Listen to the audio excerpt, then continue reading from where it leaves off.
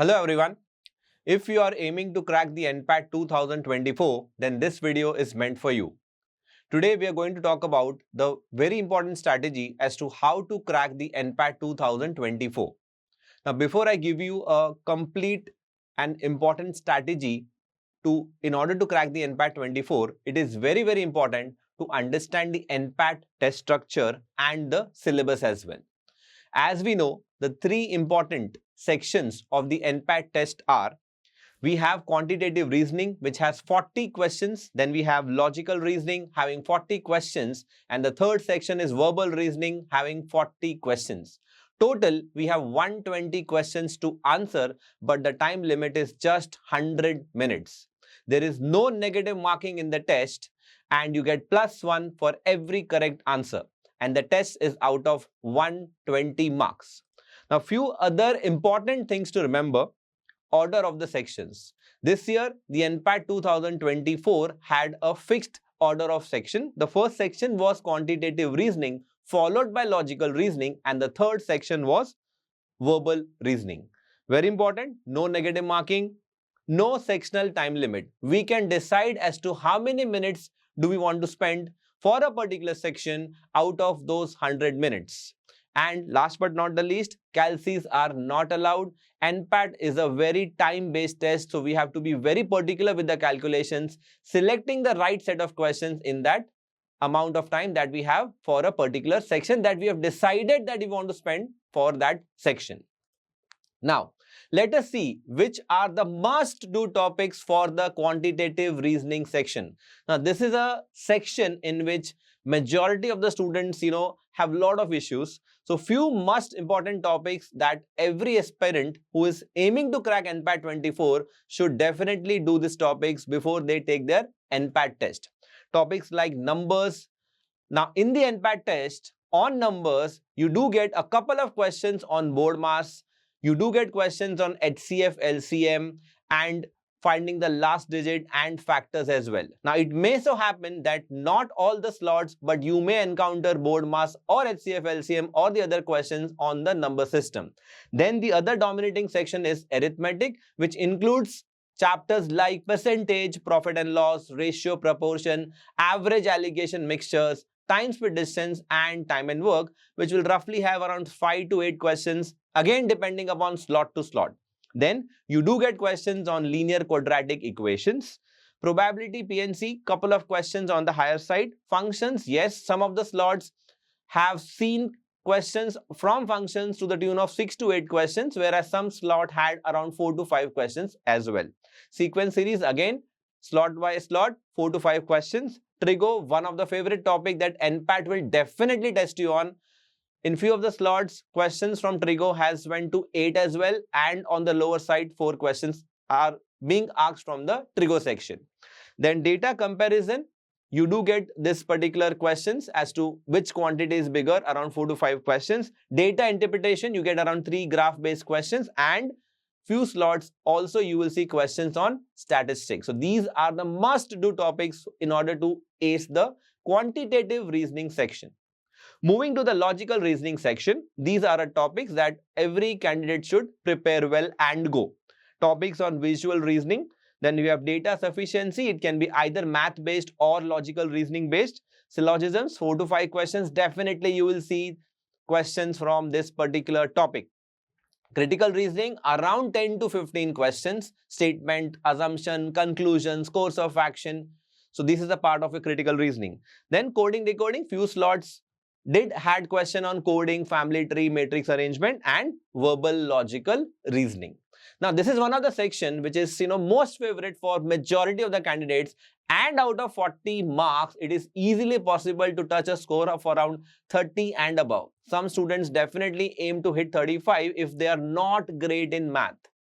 Moving to the third section, verbal reasoning, again a very scoring section. These are the must-do topics for this particular section. First is reading comprehension, definitely 10 to 15 questions on the higher side you will see on reading comprehension. Then para-jumbles, para-completion, synonym, antonyms, they give you foreign words as well. Filling the blank questions and error recognition. Again, a very scoring section for the students who are not great in quant. they have to focus on English and logical reasoning and aim to score at least a 60 and above out of 80 if they really want to have their name in the first merit list. Then, very, very important, focus on your core competencies. After understanding the detailed syllabus and understanding the test structure of the NPAT test, it is very important to understand or focus on your core competencies. First thing, you have to access what is your current situation. Am I done with my 40% curriculum? Am I done with my 60% curriculum? Okay, I have finished my 80% curriculum, but do I actually remember that 80% curriculum or not? Now, most of the students will be finishing their board exams. So, the next 15 to 20 days, immediately after your boards get over, and if you are done with one round of syllabus, it is very, very important that the next 2 to 3 weeks should be only dedicated to revise all the topics that we have done, so that from April 1st week onwards, you can start taking the NPAT mock test. For the students who will start now, it is very important as you keep progressing from one chapter to the other, you do practice the exercises, at least couple of exercises, be it offline exercise or be it the online test, that should be solved simultaneously. We need to have a weekly target. Okay, from this particular date to this particular date, I will finish my first module or I will finish my 20% of the curriculum. Don't do the entire math first, then LR, then English. That will not take you anywhere. We have to go module by module, progress from module to the next module, take good number of practice tests, take the module test, and then only go to the next module. Then, maximize your strengths. Students who are very good in logical reasoning and English should practice good number of questions, but at the same time, don't ignore math. Only English and LR is not going to help you to clear the overall marks which is required to get a call from NMIMS. That goes for the other students also who are very good in math and logical reasoning but equally bad in English. They should not ignore English at all. Then try to work on the weaker areas. If I'm not good in math, I should at least be aiming to score 50% in my weaker section. You cannot ignore math or LR or English. We have to have equal focus on all the three sections. Now, few additional tips for quantitative reasoning. If you are done with your syllabus, now it's the time to understand what can be the best possible approach to solve that particular question in the quickest possible time. As we know, we don't have time. So we need to understand the selection of the questions.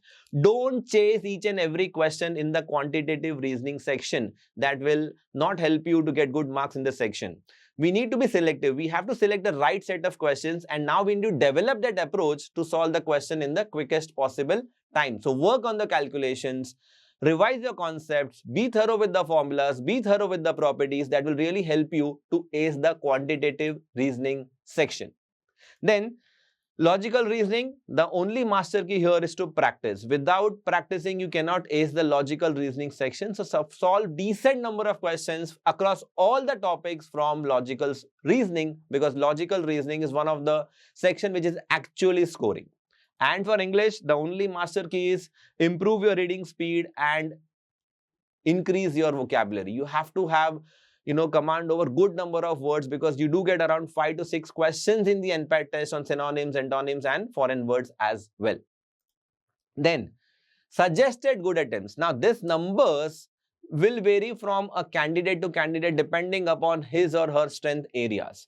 Ideally, quantitative reasoning 26 to 28, it will all depend upon the level of difficulty of that section. But for students who are not great in maths, ideally you guys should be targeting to hit at least 15 to 80 questions out of 40 in this section.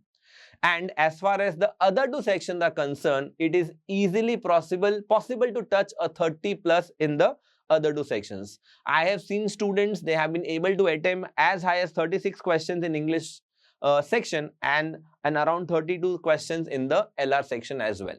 So these are the minimum attempts that we should be targeting to hit in each of these three sections. Again, as I said, it will depend from slot to slot and depending upon how well are you prepared in that particular section. Then time allocation, very, very important. Now we know the order is going to be quantitative reasoning followed by logical reasoning and verbal reasoning. So we need to pre-decide the time that we need to spend in that particular section. For students who are good at maths, I recommend that you should spend around 35 minutes in the quant section. For students who are reluctant to spend good time in the quant section, should minimum spend around 25 minutes in this section so that they can balance out those 75 minutes in English and LR, because they are very good in those two sections to maximize their scores. The ideal time limit for logical reasoning should be at least a 40, can go to 45 on the higher side if we are going to reduce 5 minutes from the quant section. And English, yes, requires at least a 25 minutes. So make sure whenever you start with a particular section, you finish that section completely and in the allocated time that we have decided, and then only move to the other section. Overall NPAT 24, we should be targeting to score at least a 75 plus. In the IMS NPAT mocks, we should be targeting to score at least a 72 plus. If you start getting 72 plus in the IMS NPAT mocks, definitely you will touch an 80 in the actual NPAT test. Then section-wise target. If you are weak in maths, as I said earlier, 50% should be the target score in the weaker section. So ideally, we should be trying to hit a score of 20 in the quant section and 28 and 32 in LR and English respectively. Overall strategy, maximize the strength areas without a thought. You should be aiming to score in the sections that you are really good at. Then score at least 50% in the weaker areas. Plan for 2 to 3 attempts. As we know, NPAT has best of 3 attempts. If you ask me how many attempts, minimum 2, maximum 3. And before each attempt, it is very, very, very important to take 3 to 4 mocks before you hit the actual NPAT. And we need to practice, practice, practice. These are not exams that if you sit for a week, you will be done. Last but not the least, please watch the NPAT 2000 analysis video. The link is shared in the comment box. Wishing you guys all the best. Thank you.